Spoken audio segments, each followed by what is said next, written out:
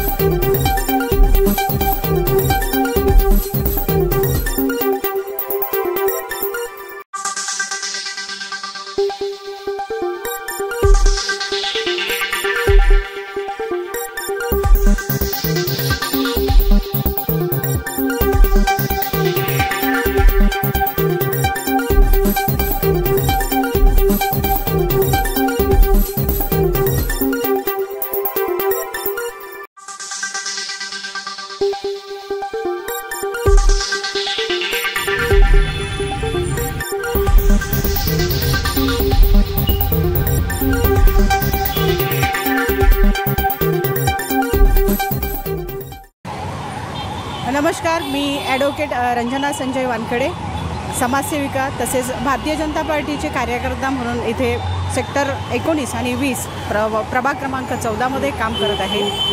आणि या ठिकाणी सेक्टर 19 आणि 20 या ठिकाणी दोन्ही रोडच्या दोन्ही साईडला कार पार्किंग केलेले असतात। त्यामुळे बऱ्याच वेळा काय होतं की शाळेच्या ज्या बसेस आहे किंवा ॲम्ब्युलन्स आहे ह्या त्या बिल्डिंगपर्यंत पोहोचणं शक्य होत नाही। आणि अशा वेळेला अशा ॲम्ब्युलन्स जर त्या बिल्डिंगपर्यंत किंवा पेशंटपर्यंत जर इझिली पोहोचत नसेल तर अशावेळी एखाद्या व्यक्तीचा जीवसुद्धा धोक्यात येऊ शकतो। तर या ठिकाणी मी आज वाहतूक नियंत्रण शाखा ऐरोली या ठिकाणी मी त्याकरिता निवेदन दिलेलं आहे। आजचीच ही घटना आहे की ॲम्ब्युलन्स ही सेक्टर 19 मधील जैन मंदिराच्या साईडनं असलेल्या बिल्डिंगमध्ये तिथे ती ॲम्ब्युलन्स पोहोचू शकली नाही, तरी बऱ्याच वेळपर्यंत ती ट्रॅफिकमध्ये अडकून राहिलेली। तर अशा या घटना भविष्यामध्ये सुद्धा होऊ नये याकरिता आम्ही आज निवेदन याकडे दिलेले आहे आणि यावरती लवकरच कारवाई करेल अशी मी त्यांच्याकडून अपेक्षा करते।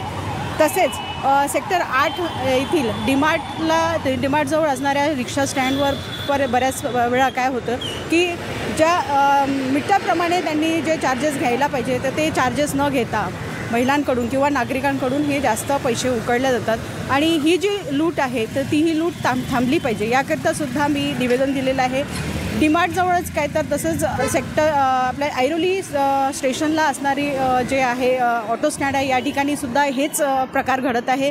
तसेच दिघा स्टेशनला सुद्धा हेच प्रकार घडत आहे आणि या ठिकाणी गव्हर्नमेंटच्या किंवा आपल्या महानगरपालिकेच्या आपल्या बसेस उपलब्ध नसल्यामुळे आणि लोकांना दुसरा पर्याय नसल्यामुळे लोकांना या समस्याला सामोरे जावे लागत आहे। माझी महानगरपालिका तसेच RTO आणि वाहतूक नियंत्रण शाखा यांना माझी आहे की यावरती लवकरात लवकर त्यांनी कारवाई करावी, कारण यापूर्वीसुद्धा मी 2 वर्षापासून याकरता ऑनलाईन तसेच स्वतः येऊन आणि लेखी स्वरूपातसुद्धा बऱ्याच निवेदन दिलेले आहे, परंतु त्यावरती आजपर्यंत कुठल्याही प्रकारची ॲक्शन यावरती घेतली गेलेली नाही। तरी माझी प्रशासनाला नम्रपणे विनंती आहे की यावरती लवकरात लवकर लक्ष घालून लवकरात लवकर कारवाई करावी। धन्यवाद।